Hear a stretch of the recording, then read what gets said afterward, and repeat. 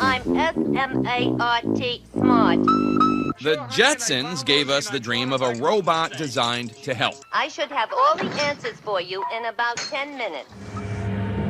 The Terminator gave us the nightmare of a machine designed to kill. And in some ways, this future is here. Thanks for the chance.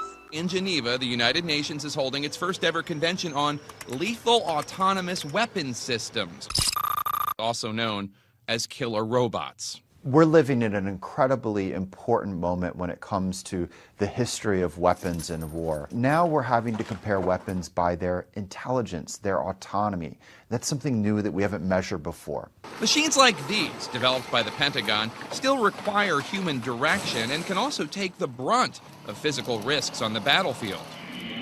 Unmanned drones have enabled U.S. pilots to remotely strike targets as far away as Afghanistan. Both South Korea and Israel have operated semi-autonomous lethal sentry robots near their borders. But what happens when robots can control themselves entirely, including lethal actions? And who's accountable for those actions? Now, chronologically, the human decision may be something that's made hours, days, weeks, months beforehand. That's the part that's truly complicating in terms of not just the politics of this, but also the legal, the moral, the ethical side. Movies like The Terminator show Hollywood's version of a machine without human ethics or emotion, uncontrolled and dangerous. But proponents of real military technology argue the current laws of war would sufficiently apply to so-called killer robots.